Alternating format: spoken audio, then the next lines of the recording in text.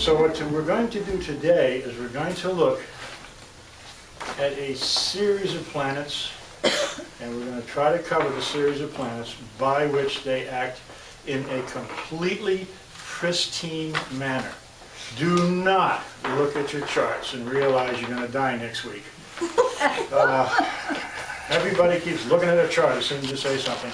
You don't want to do that because everything is modified from the first point. The first position is clean, it's pure, it is without any shift, change, adulteration, alteration, whatnot. Just here it is. And this is how the early astrologers start reading their chart. You need to know what is the most potential danger there is. Remember, we also try to find the worst case scenario and then build up a story and go from there. Okay? Now, when we work with astrology, a lot of us like to try to find, how wonderful something is and try to stay with that.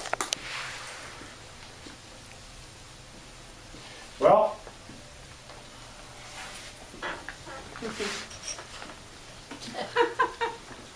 pretty good. That is very good. She did cartoons. So cute. Yes, he is. With a smile.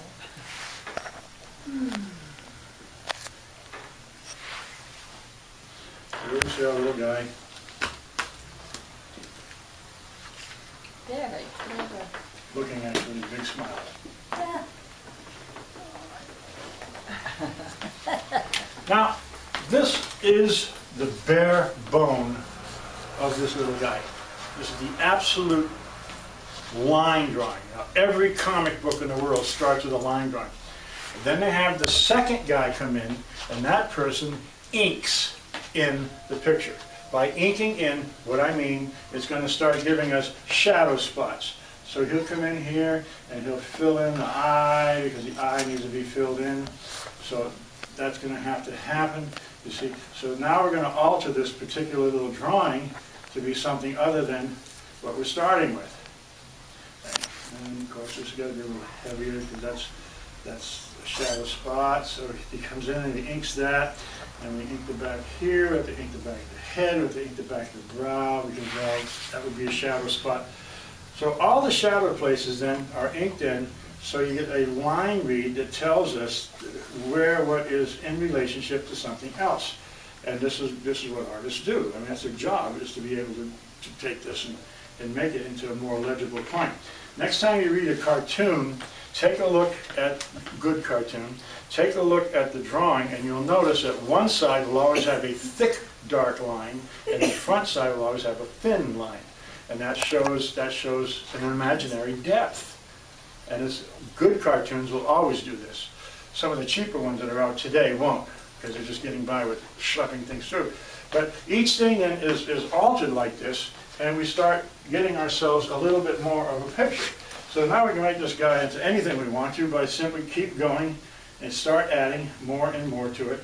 And as you see, we start fleshing it out, and it starts giving us another look completely. And that other look now is going to talk to us about, what this guy is actually about.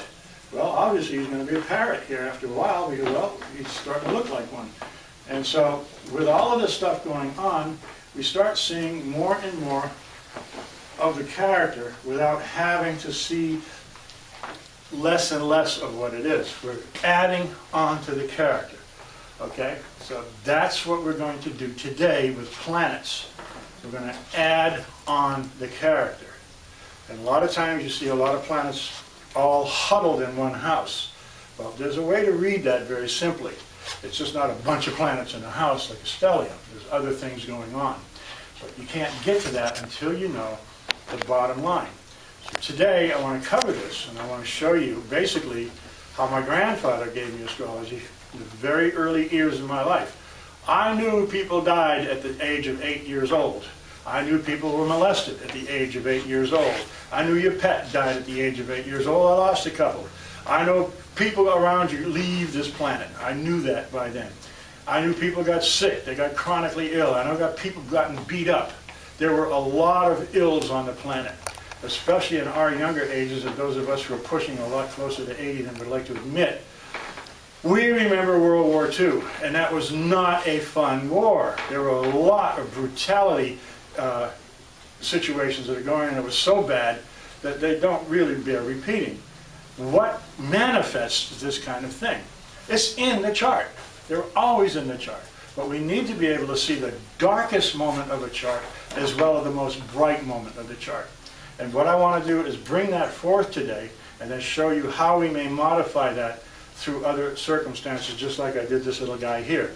So what I want to do with that then is get started with, the whole concept is that the bare bones of astrology are ugly, because I want to take you not in an area where we just look at the black and at the homogenized, correct view, politically correct view of isn't everything wonderful. I don't see a child getting hit by a truck as a transition. I see it as a bad news accident, and it could have been avoided if we knew in advance that, he's going to have a bad Saturn and his Mars transit were not a good place. You could have said, whoa, this kid shouldn't be playing in the street like you let him, because now you can talk about it. To me, that's not a transition. That's a terrible accident. And so today's homogenized views of the planets, of everything as sweetness and light, isn't. But you can modify the lousiest planets and bring them up to something. Because like I've often said, your worst planets in your chart are literally your gateways to success. Huge success, if you're willing to pass by what's holding you back or keeping you at bay. At any rate, so what I want to do today is then show you the process by which I learned astrology as a kid. Because for some reason, maybe this is what you guys need to look at, so you can start examining a chart and altering the chart to what the chart is actually saying. And so I thought this is what we would do. All right, anybody remember the Christmas story, the Christmas Carol? Yeah. Yeah? Okay. Do you remember Father Christmas? You remember the image they showed on screen for Father Christmas? What was that image? He was all decked out in royal robes and like a king. Royal robes, a kingly crown, abundance of everything thrown around him, wasn't it? Just, there was so much stuff. Christmas trees and Christmas ornaments and gifts and packages and presents and food and fruit and nuts and candy and happy and smiling. Everything was going on. Well, guess what?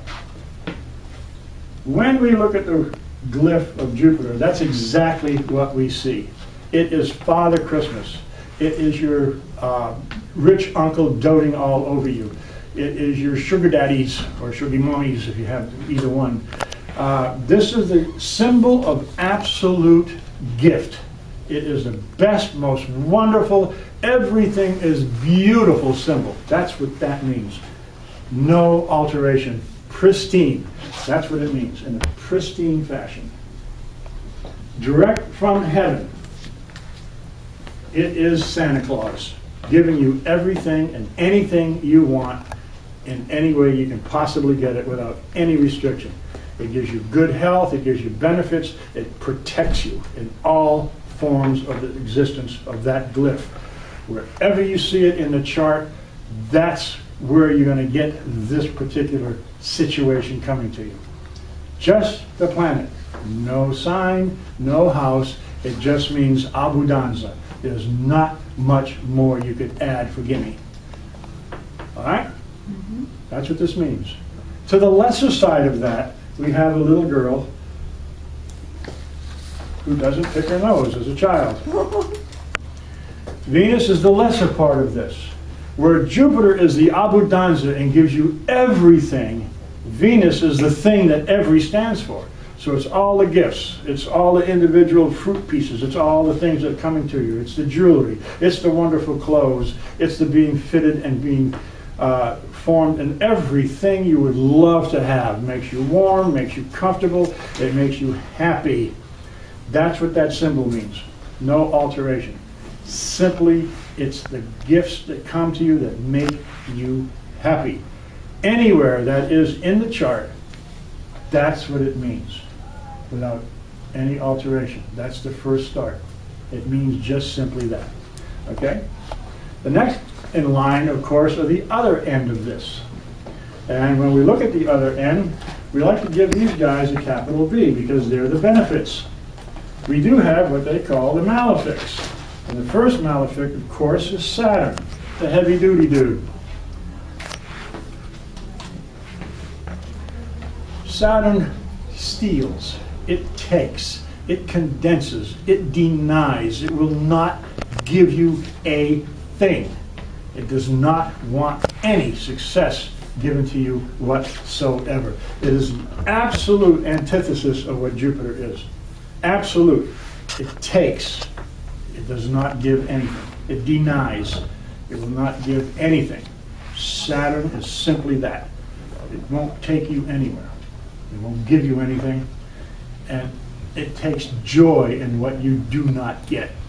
Any deprivation is the joy of Saturn. That's why in the 12th house imprisonment, Saturn is in its joy.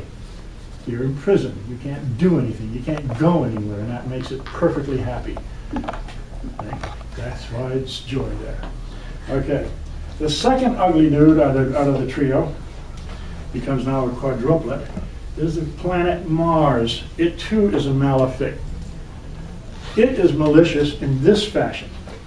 Whatever you have will be taken. Saturn won't even give it to you.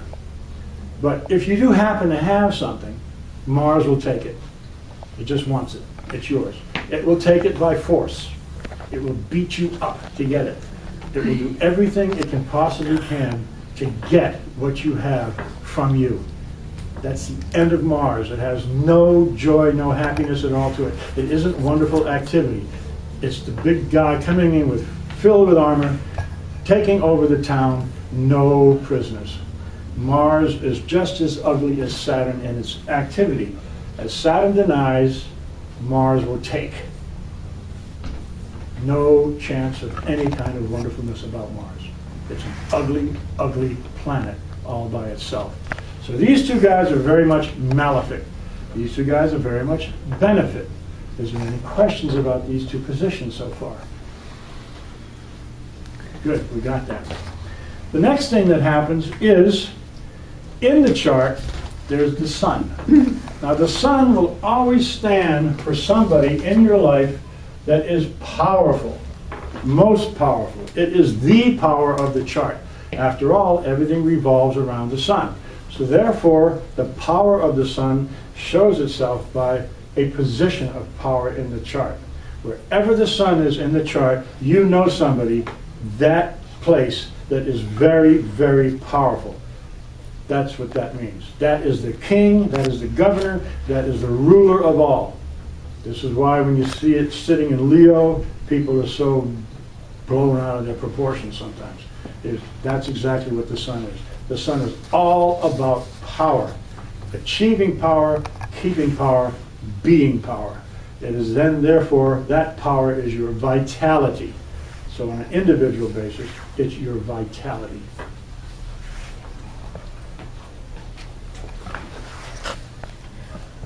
The moon is a reflection of that vitality, but it's a colder side of it. The moon is more on the emotions. It's how you feel when you don't feel the power. It's that illness feeling when you know something's going wrong. You get that little pit thing in your stomach that goes, uh-oh, this ain't good, we're gonna break up. So that kind of a situation. So the moon then gives us the emotional quality of what it is we're dealing with, but based on power or your ego. I want a candy bar. You can't have a candy bar, but I want a candy bar. And if you ever watch a kid talking to mom about selling the idea that it wants a candy bar, you're watching the moon in action. The moon in your chart is the greedy point. It is a space there where you want all you can get with the moon. You need all of it. You want all of it. You have to have all of it. You don't have it, but that's what you want. So the moon then represents the greed spot. This is what you really try to acquire in your life. So you'll be emotionally secured or pleased. So the moon then represents that. The last but dudes in the middle is, of course, Mercury. Mercury has no true set value. All alone, peregrine, somewhere outside of the whole chart, it will tend to lean toward the intellect. Tend. It's a tendency towards that. Try to represent who I are with the world and how do I read this. The other side of it is that whatever planet Mercury is associating with at the time, it will take that quality as its own. It's a perfect mirrored mimic. So here's your parrot. So if Mercury's with Saturn, you're going to find people who are very somber and very stingy and very Scrooge-like, as in our story, The Christmas Carol. If you find Mercury with Mars, you're going to find people who are willing to exacerbate everything you want to do. They'll be the ones that will always raise their hand and question you in a negative way rather than try to give you a positive circumstance. The other ones who want to argue the point. Yeah, but I know, I studied that, but that's not how it is. Oh no, all of this is illusion, so how can you say that that's the truth? Yeah, well, in the grander scheme, you're right, but in the lower scheme, you can see that Mercury-Mars is very combative, and that's exactly what it wants to do in its pristine nature. With Jupiter, it has a tendency to overdo it. It'll overdo all it can, especially in the fact that the person you meet is loquacious, they will really talk you your ear off. With Venus, of course, you'll see artists. You'll see people who are very much involved in the artistic, feel-good concept of drawing pictures so everybody's happy kind of a situation. Mercury associated with the Sun is always associated with the Sun. Simply by being in the same sign, it shows that that person has that kind of power behind their words. With the Moon, it shows they can be somewhat melancholy and changeable. Generally, they say that the Moon and Mercury make a good memory concept. Maybe not, because the Moon is too changeable. It wants to keep shifting, and so does Mercury. So between the two of them, you're seeing a dance in the cosmos that are flitting all over the place, like a butterfly in a garden. So the two of them together aren't much of a good combination. It shows instability in the chart. This, then, is the basic ground rule of these planets. This is it. It's a bottom line.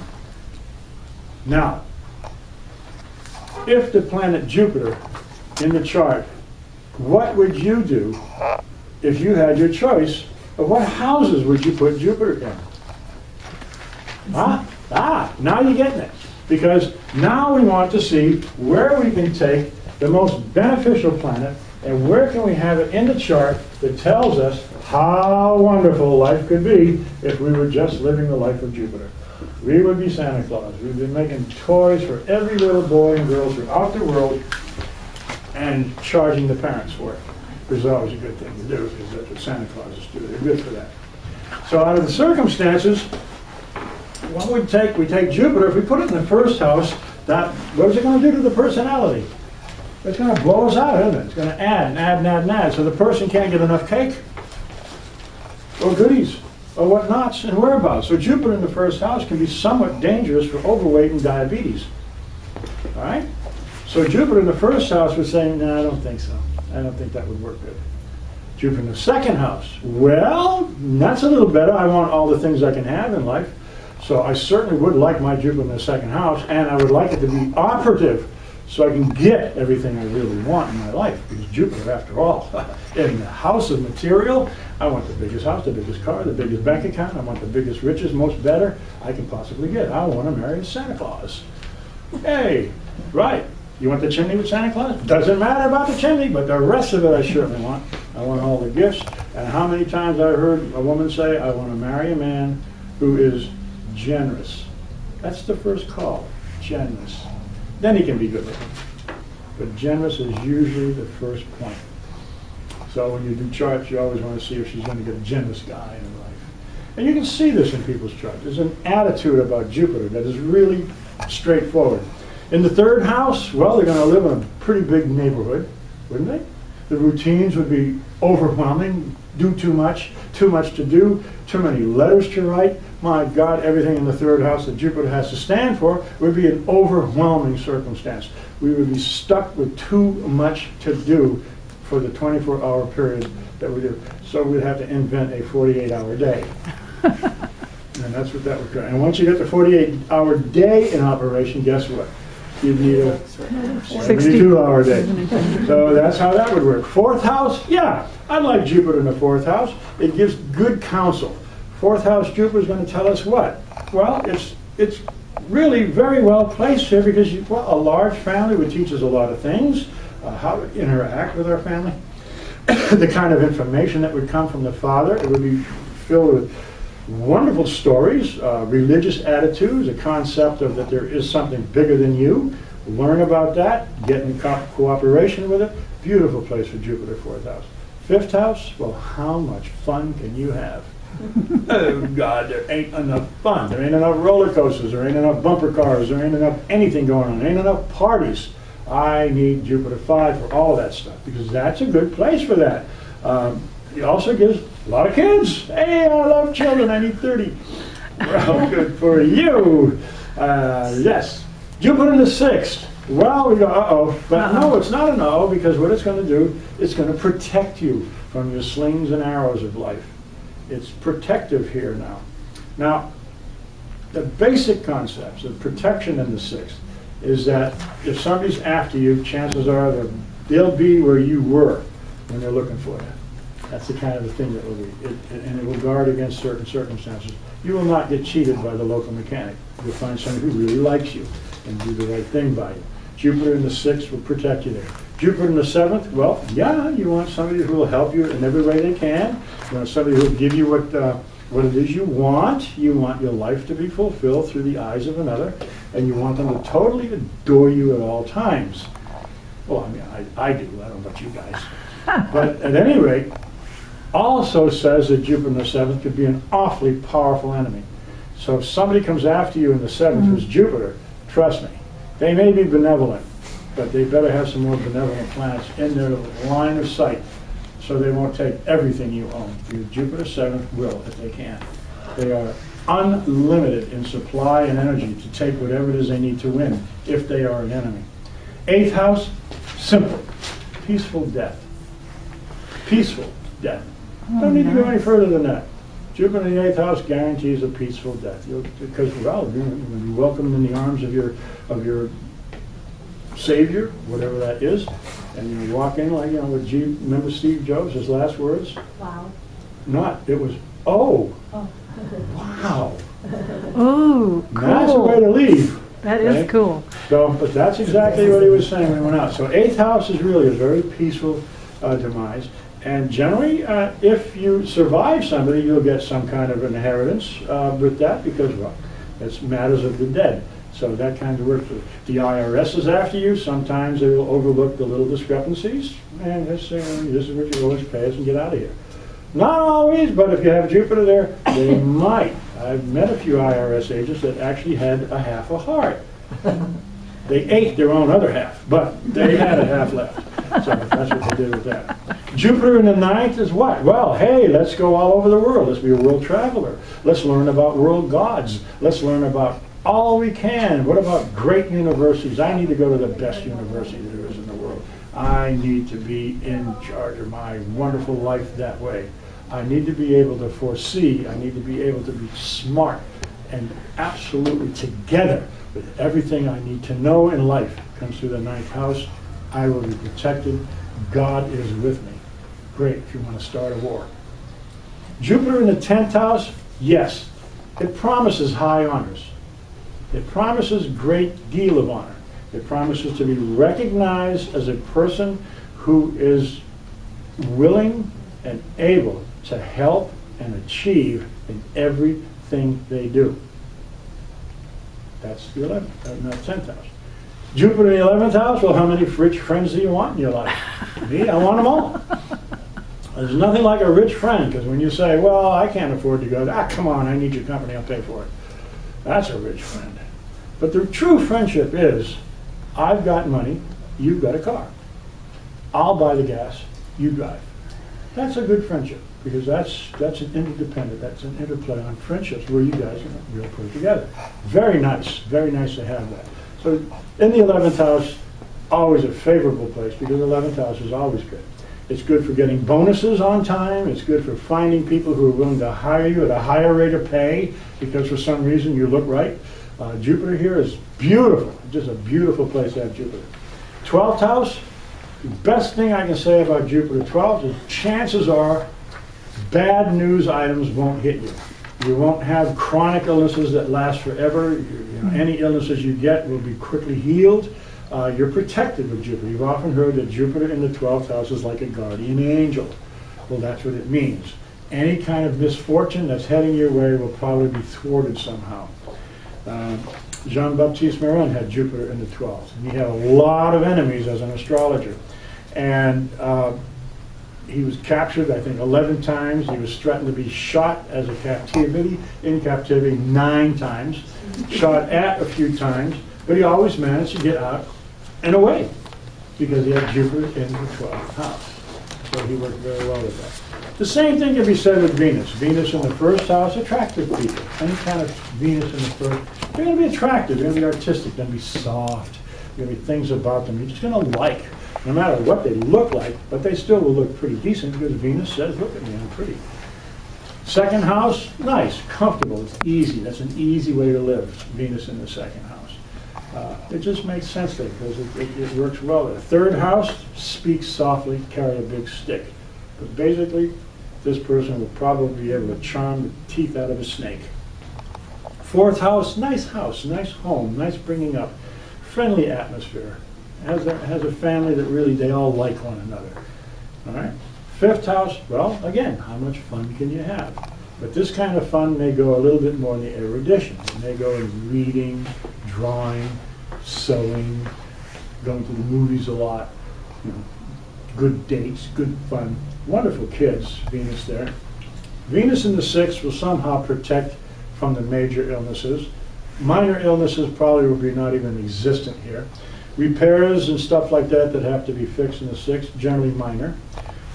Most people can drive into a service station and the guy goes, oh, look, it's just a loose wire. Put the wire together, the guy gets to drive off. Not Rodney Dangerfield. He of course, drives in there and says, this car can't move tonight. You ever heard that routine, but it's brilliant. And that's what he's talking about. No respect. 7th, of course, you got a beautiful partner, a rich partner, someone who has at least the wherewithal to help you get ahead in life, and usually a harmonious partner. Rarely will you be sued by Venus because they're too happy. They don't care about the rest of that. Venus in the 8th house, again, peaceful death and sometimes a legacy. Not a big legacy, but it's usually like the people who work in hospice who take care of a person who leaves them a small something as a remembrance after they pass on.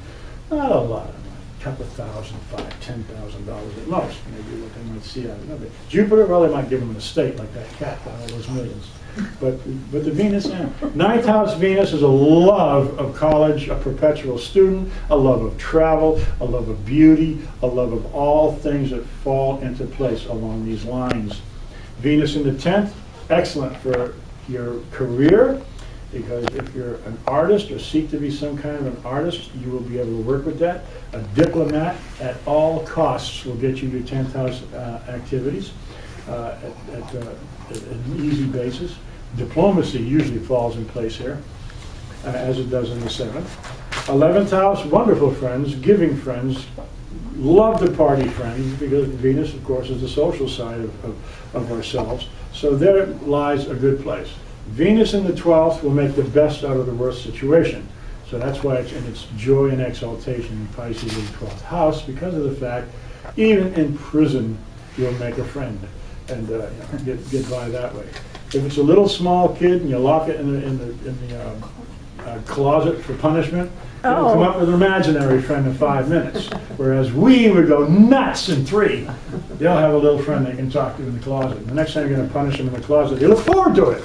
Oh, good, I can go see Harry. Who the hell's Harry? Harry, where's Harry live? In the closet. Gee, all right, that's good. So that's how that looks at that, you see. Saturn in the 1st house is burdensome.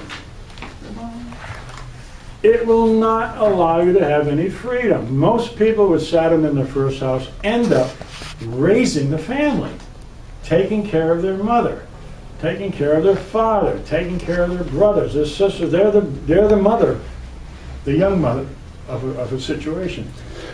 Pardon me. So Saturn in the 1st does not usually give a good vibe. And when you meet these people, there's something about them you just don't like. I don't know why, you just don't like them. I don't know. Maybe you're a Saturn Scroogey guy. Saturn in the 2nd house, no money. You get nothing. You have to work and work and work to scrape by because you need to struggle to keep it going. So Saturn in the second will just cripple you if you let it. Third house Saturn, hate to go out. Recluse is really a good point for this. People who have Saturn in the third house generally move into neighborhoods that are the worst. They can't seem to find a neighborhood that's suitable. I had a client call me up one time, he's going to move to a place. They really liked the house, the cost was, everything was right. But when I looked at Saturn in the third house, I said, don't move there. Well, why? I love the place, it's beautiful. I said, yeah, the neighborhood sucks. Yeah, it is a little run down, I know that. But I know that they're talking about gentrifying it and they're going to put this together. And then, so she talked herself into buying the house there. Well, she did buy the house there, and thank God that I told her not to, because there's no way she's going to come back on me on this one. When she moved in, she found out that a neighbor on each side, each side, were into building cars Oh, and motorcycles. And they liked doing it after work. So at noon at night, you'd hear all that while. You'd hear this noise going on up the street. The person who lived across the way from her had a family that was absolutely obnoxious. The kids climbed on everything, always going in her yard, digging up her flowers so they could take the flowers home to mom. It was just a wonderful place not to be. She sold the place after a while, but that was Saturn in the third house. It just denies you anything. Saturn in the fourth house is a penurious house now. You're not going to get much information from the family. Your father will probably won't give a shit about you. Anything that you want to do, and you're always on restriction. You can't go here, you can't go there. Matter of fact, there's a lock on your bedroom door, so you make sure that you don't break curfew at night. I had one of those as a client, Saturn fourth. I said, Jesus, how'd you grow up? She goes, you don't believe this, but my teenage years, I was locked in my bedroom. I said, locked? Yeah, my dad would put me in the bedroom at 10 o'clock and I could hear that door close and there was an outside bolt. Could she get out the window? No, we lived in the second story and there was a half bar system there. She was a prisoner in her own home until she got out of there. And they wonder why the kids run away. Saturn in the fifth, no fun. No fun. You're denied any kind of fun. Children will be denied. People who have Saturn in the fifth house, a lot of times will have a stillborn birth, or they will lose a child sometime during their lifetime. Saturn in the fifth is not good, as is Mars, the same thing. Sometimes you'll lose your children while you're carrying them, or sometime during their life. Saturn in the sixth is good for chronic illnesses. It's good for always having to fix or repair things and having the person who fixes or repairs them take full advantage of you and not even do a good job. Shoddy workmanship. So people you hire there probably won't do the job well at all. So now you got to come out. Best way to get around that is have somebody else hire the people, I would think. But that's that. Saturn in the seventh denies a good marriage. It usually gives a marriage to somebody who is mean, does not want you to have anything, or will get ill on you, so you have to take care of them and have to spend your life as practically chained to the partner and helping them and working with them and trying to get them out of whatever the problem might be. And it could be a number of problems. But Saturn in the seventh does not promise a happy marriage. It promises one by which you need to struggle through. And if you're a dedicated, loyal person, you will. That's what you do. Because you say, well, for better or for worse. But most Saturn marriages are struggling. They do. Saturn in the eighth, usually a violent death. Sometimes a lingering illness that lasts and lasts and lasts and finally takes the person away. Saturn in the ninth is the same thing. Lack of education, problems traveling, circumstances by which you're denied any kind of righteous movement. Law will not work on your side. Just seems to goes against you. No matter what you seem to do with Saturn 9, it just doesn't work for you. You can go to college, and when you graduate, the field you graduated in, they just happen to stop that field altogether. So now it doesn't even exist for you. So you go back to college and get another degree, and when you get out of that one, they find that's all filled up now, and it's a frozen field. So that's kind of the thing you'll see that. And I know several kids that have that, and are going through that very thing. Graduate from college for what? You know, so they can live in the street. So that's Saturn. Saturn in the 10th generally denies honors. It's inimical to honor. And so people that have Saturn in the 10th house rarely achieve what they want to achieve. They'll get to a position, but they usually don't get to a position of anything that is of any real value to them.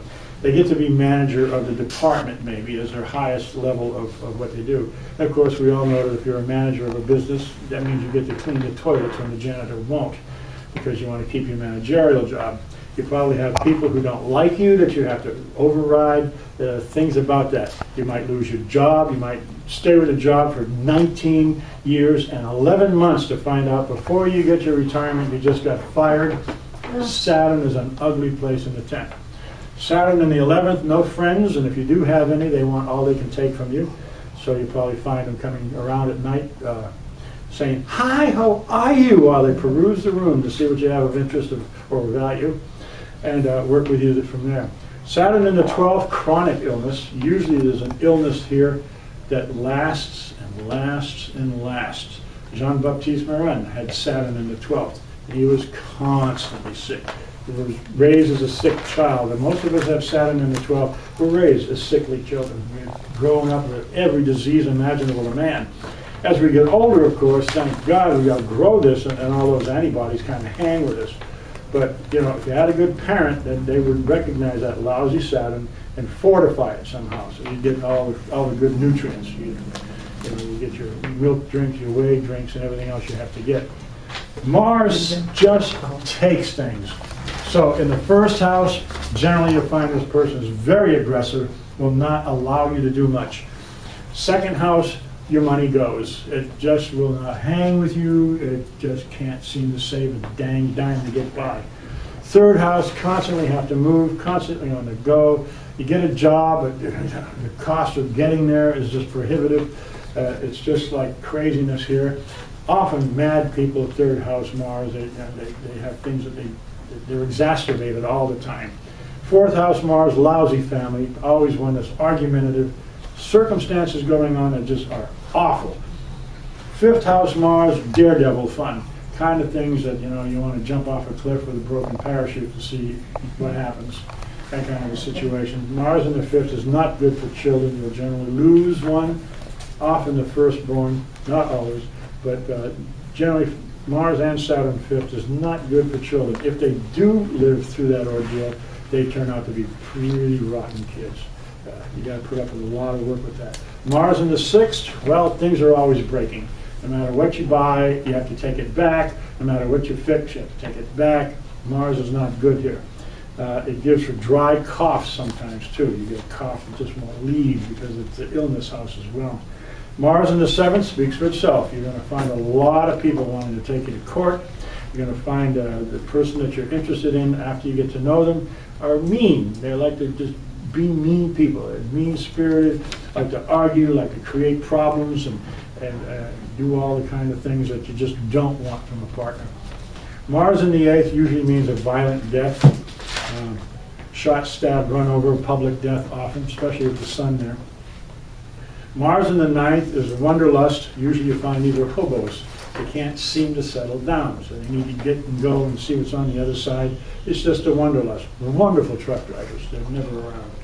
So that would work with that line. Mars in the 10th is kind of a nice place for it because you're willing to fight, scrap, and scrape for everything you want to do in your life as an achievement.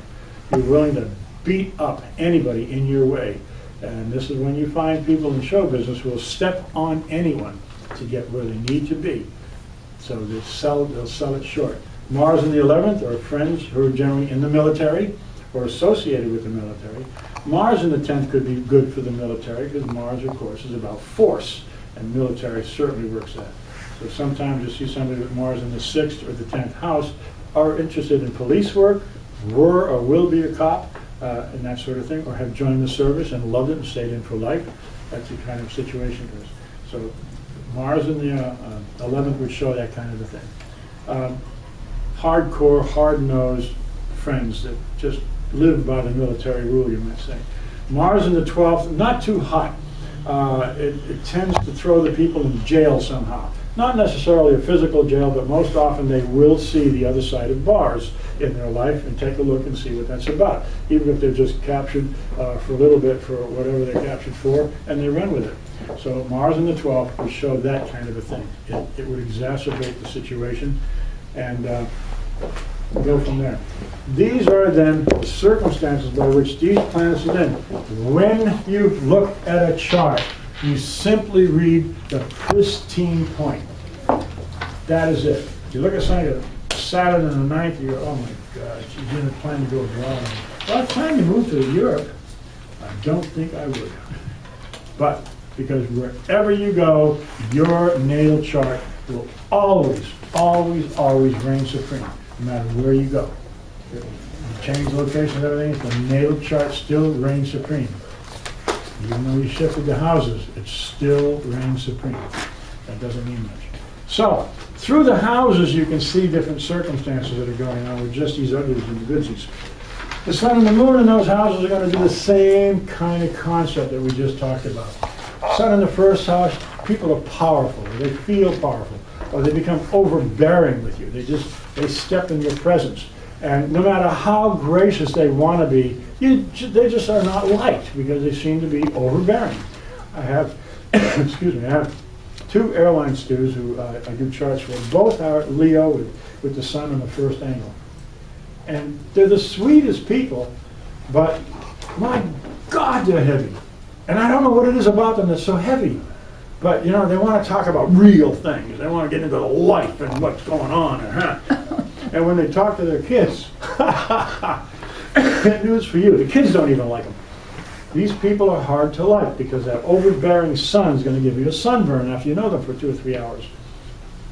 Sun in the second targets money, targets wealth, and that's where your vitality is. So the more you own, the stronger you feel. Same thing with sun in the third. The more you have to say, the more you feel you're stronger. That is your vitality point. Sun in the third is generally good for writing because it also reflects the 9th house, which is also good for that. Sun in the fourth is a great family because you get all kinds of great information. It's brilliant stuff. It's the kind of information by which you can live and work with and use these principles throughout your life. Same thing with the moon. The moon there does the same kind of circumstance for you, only on the emotional level. Sun in the fifth, of course, is all about fun, games, and a good time. Happy people love it. They love to go out, love parties, all about what the fifth house is. Sun in the sixth generally is protective of chronic diseases and chronic illnesses. And usually the person who hires somebody will always hire somebody who will work for them in a good way, not necessarily an evil way, but a good way, because the sun here wants to shine good. Sun in the seventh generally is a place where the person who has that will give their vitality onto someone else and have them define who they are. That seventh house can become very powerful in that way. It also makes extremely powerful enemies because, let's face it, if the sun is the king and the queen and the governor of the state, if they come after you, they win. They're very powerful enemies. So you need to be careful of the sun in the seventh. Sun in the eighth, of course, you're looking for other people's finances and how you can get your hands in their pile. And that's generally where that goes. A weak sun here usually is significant of a public death. With the sun, you usually see people who get injured or hurt, it's made public. Of course, this was very true during the 16th, 17th centuries because people who were condemned to death were done so in a public square. Hey, let's hang this guy, let's behead this guy, whatever. Actually, one guy, I forget what his name was, he was a prince or something, acted badly, and the king was very benevolent. He gave him a private execution. So he was executed in the back courtyard, not in front of everybody. That was considered mercy. Sun in the eighth. Sun in the ninth loves to travel, loves to learn. How can I brighten my whole life? Vitality comes from knowledge. The more I know, the more powerful I am. 10th house is, again, the place of the king. Most notable people will have sun in the 10th house or a relationship to the sun somehow related to the 10th house, either by rulership or absolute sitting there. But sun in the 10th is all about being a person of honor. And so you see that. Sun in the 11th will do that same kind of thing. It gives very powerful friends who want to give you very wonderful gifts and love you, they care for you. That person will always be chosen out of a crowd to be given something. I've seen this time and time again, where somebody is chosen out of the crowd to do something, and I'll walk up and I'll say, do you mind telling me what time you were born? And I think it was between 10 and 11 in the morning.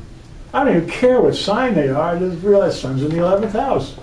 And a sun in the 12th generally is bad news. It weakens the sun. Chronic illness comes to mind, imprisonment can come to mind, but if you work in a hospital and deal with prisons that way, where you're in charge of it, that's a different story. You're still in that environment, but it's more of the positive side of it, but it can be very negative. One year at the police graduation, I used to be a member of the Long Beach Police Officers Association, and so they were throwing a graduation for these people, and when we went in, I bought 10 tickets, raffle tickets, door prize tickets. I bought 10 of them. Everybody else was buying gobs and gobs and gobs of tickets. Well, when time came for the raffle, I swear to you, I won 9 of those prizes. 9 of them. No one had 10 tickets. I only missed 1. Every time they called a ticket, it got to the point where the whole assembly of police officers would all turn and look at me. Get his license number. So after the 3rd prize I won, what I would do is I would go up and I'd say, let me pull one, and I'd pull another prize and I'd call a different winner. And that way I would give that prize out to the other person. And then the other 2 prizes, I didn't want, somebody offered to buy them, and I said, $2. I give them $2 for the prize and give it to them. One was like a fanny pack, and stuff. 9 of them. So I asked the woman what her birthday was, and she gave it to me, and I went home and I did the chart. And here's the funniest thing. She had Jupiter, 0 degrees Leo, where my sun is, in the 11th house. So we just clicked that day, and I think a Venus transit was there or something like that. But it all fell together, and I won 9 of the 10 prizes that were given out that day. And I only bought 10 tickets. Amazing. It is. That's one of the most amazing things, but it just Really? gelled that way. The moon does the same thing in the houses. It's the greedy spot. So wherever the moon is where you're most greedy. If it's in the 1st house, you're greedy for attention for yourself. 2nd house, you're greedy for more. 3rd house, you're greedy for attention. You want to be able to give your opinion. You don't care about theirs. You want yours opinion. 4th house, you're the family. You should be consulted no matter how old you are. That should be part and parcel of it. 5th house, there's no such thing as enough fun. 6th house, of course, you're greedy for working with people, trying to show people how you can help them, and because you know everything. You'll usually find moon in the 6th house. People will be health nuts, and they'll give you all this wonderful advice. Oh, I got this such and such. Oh, really? Well, you know what you got to do here online and get this, and then after you get that, this will also help. And so it goes from there. Moon in the 7th is a partner who reflects your own greed, so the 2 of you will have a good time trying to outdo the other as far as who gets what throughout life.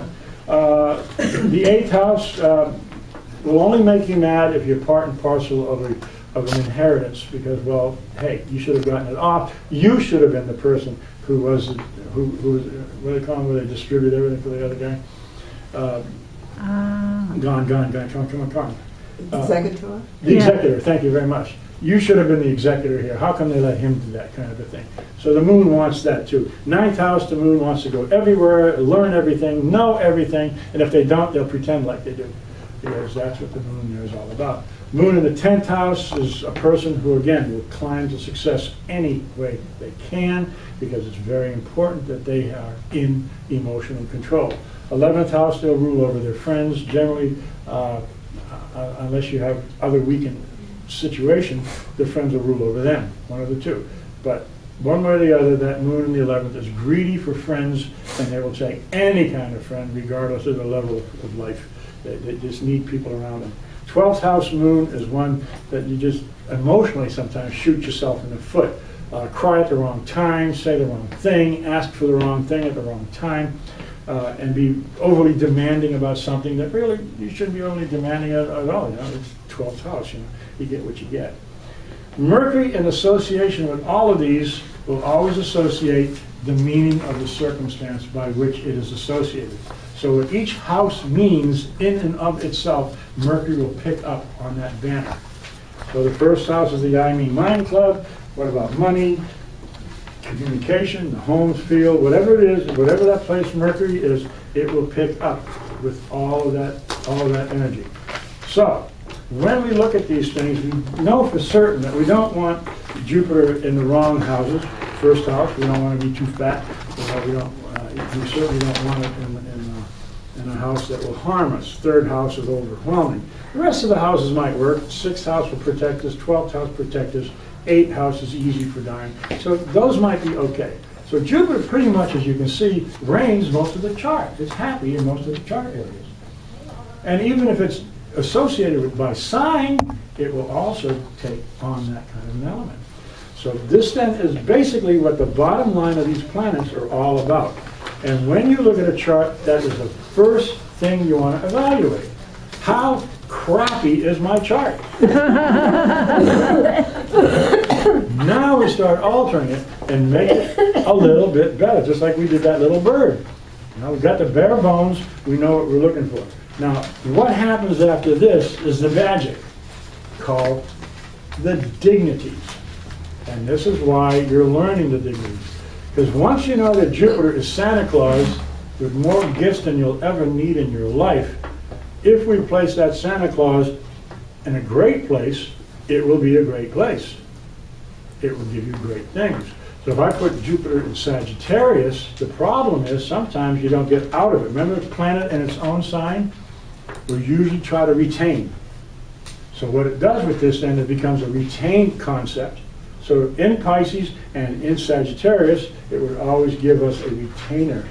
God, it would be nice if. So it wants to reach out, it would like to have it. Unless there's a trine or a sextile to that, it's just a wish. You need to put something together to make that happen. Any planet in its own sign does not generally leave that sign unless it has an aspect to it. So each sign then will modify this.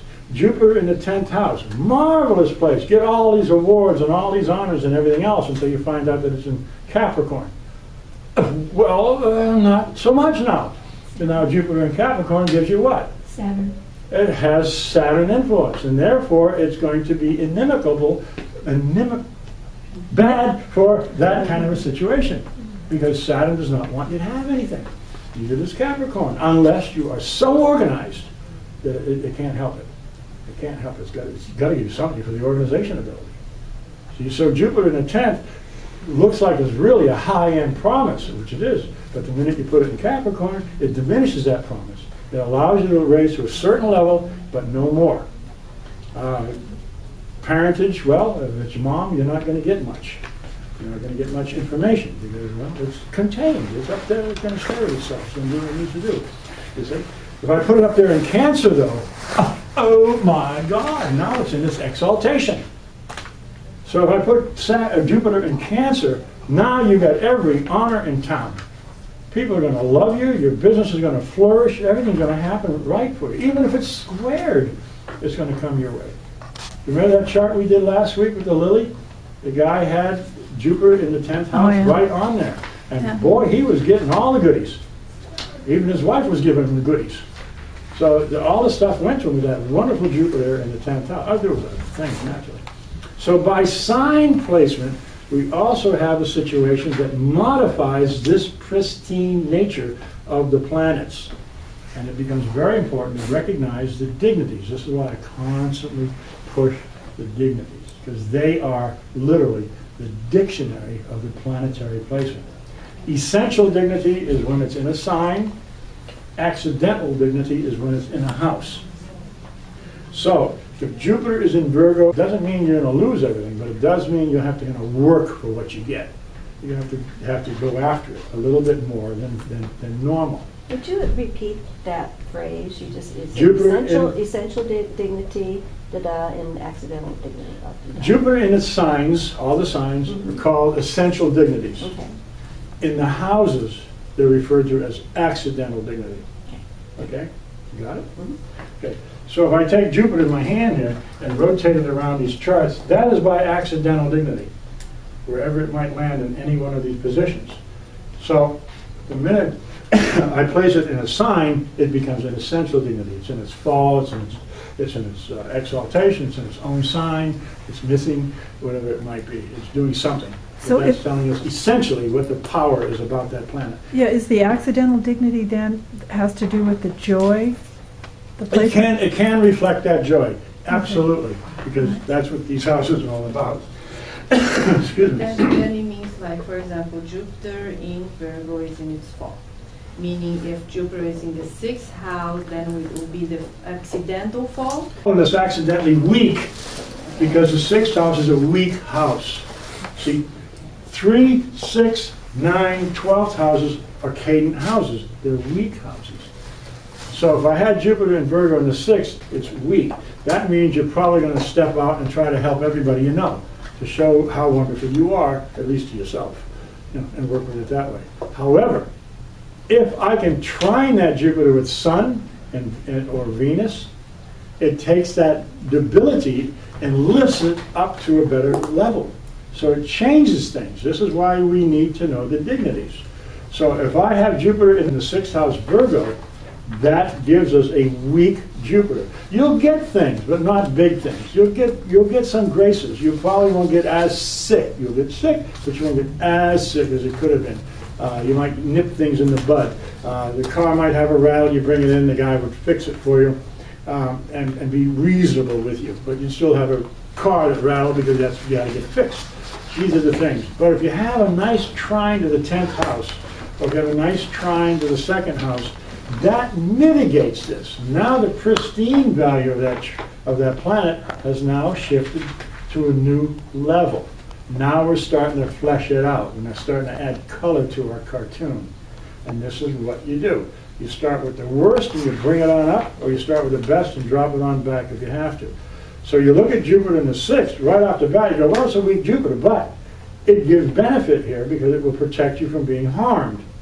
So if I'm going to step out in front of a truck, somebody will probably grab me just in time and say, oh, yeah, truck, yeah. Or if you have something broken, you might find the right person to fix it. And they may do it for free. You know, they may be that Rodney Dangerfield where they just walk in as a loose wire. Click, okay, you're on your way, except for Rodney Dangerfield. This car is not leaving the lot tonight. That was Jupiter in his birthplace. So out of the circumstances then, these benefits are benefits in their pure states.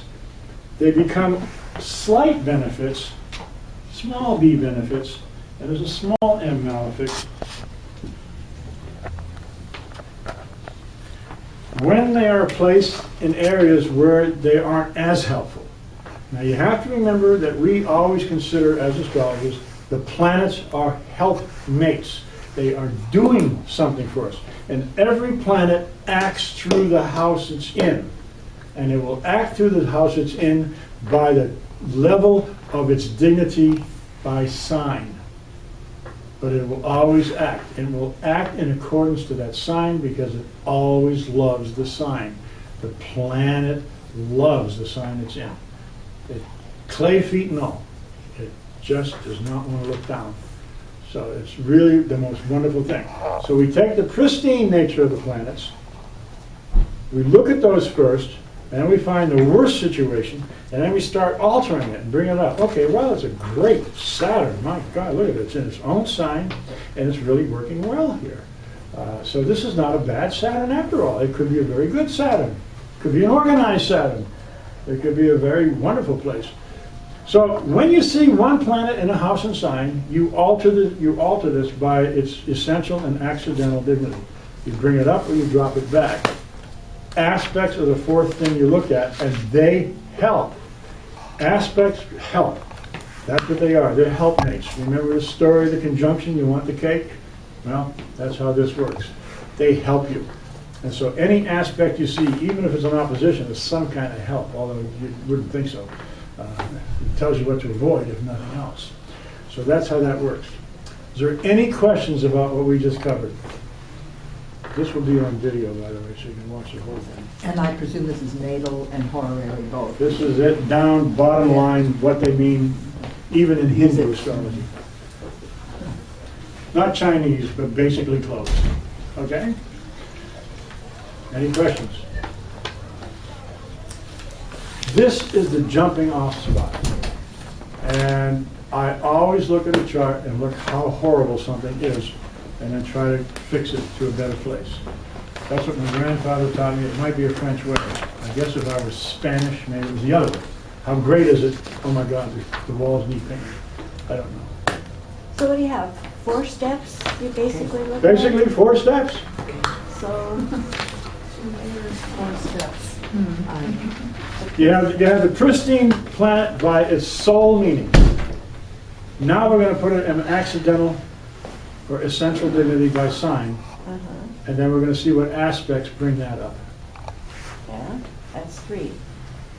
Essential and accidental dignity. Oh, exactly, okay. It works in that way. Accidental. And then by aspects, what will it give us? Okay. Yes? It was real important that we got. So anyway, 1, 2, and 3 was pristine dignities. That's not what's going to Aspect. Aspect, and this 3? Yeah, there's 4, but it's in the synthesis. Accidental and essential are It's accidental, individual. accidental and essential dignity are like 2 different It things. was real important. Well, you think on it. Okay. Now, let's say we have the sun in Aquarius in the 10th house.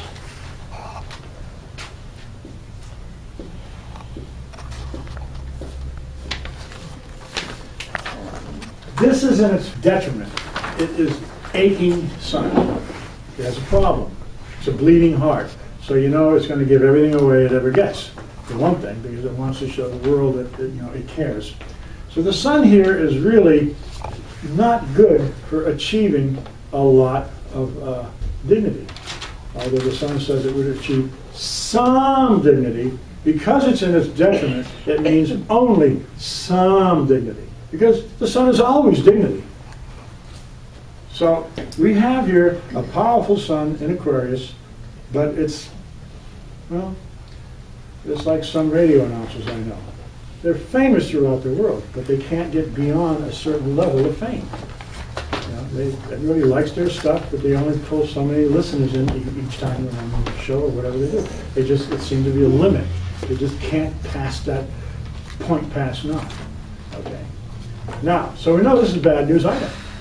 However, let's say, just because we're brilliant, that Saturn, it too is in Aquarius.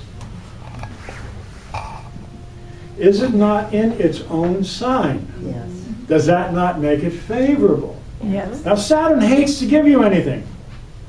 But because the sun needs something, and the Saturn's in its own sign, it may give that person a higher level of dignity. Not the greatest. They're not going to be king. This is not going to be the king of the country. But they may be one of the archdukes. Responsibility. But they will have the responsibility of office to some degree. Especially if we can add now a trine or a sextile to it, wouldn't it? Well, they're not even conjoining, though. They don't have to conjoin. Don't have to, in the to same get- sign, Just being in the same sign, okay. Yeah. They were conjoined to be a little bit tighter, Mhm. but the same sign tells you that there's something about this person you're going to like and something about him you just can't stand. Mm. But the honor will be there. I have a student up there that has this point in her chart, and she dresses horribly, and she won't comb her hair. It's not me, is it? What are you talking about? Another person up Oh, okay. All right. there. Always Always asks the for a other one. ride, always needs to be somewhere, always has to have somebody else do something with her. She will always ask the most questions and just take the class by control many of the times. Okay? She will always ask me for a discount. For what? A discount. I know it's that much, but I really don't have much. And I really love the class. And if you don't, no. You're getting good information. I can't do that because everybody else is doing what they're doing. Let's play fair for everybody. Okay? So she comes every other week. So she has some dignity. But she's hard to like. She's just hard to like because of the way she does things. But she has dignity. She shows up and she gets her classes and does what she has to, and then she asks about last week's class. I can't talk about that. I mean, it's amazing. This is it. You can see the Sun and the Saturn are all kind of working that way.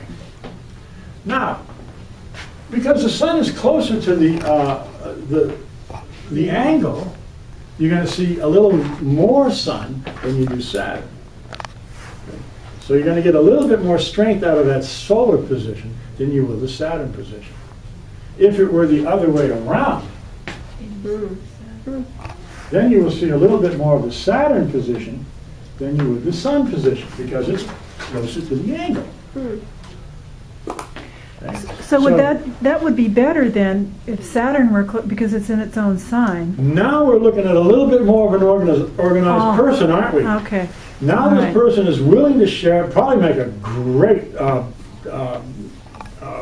worker for helping people, being in organizations that make sure that people are giving good distribution, go abroad and get money for the kids. That's the kind of thing you'd be looking at because of the fact that it's such a strong position. So that Saturn would show a better deal of dignity. It would show a stronger sense of organization. And you would like the Sun, but again, there's a ceiling here because it's in its fall. Every planet will give you this pristine argument, but when it goes into its detriment or fall, not as much. Not as much. Saturn, right now, is very powerful.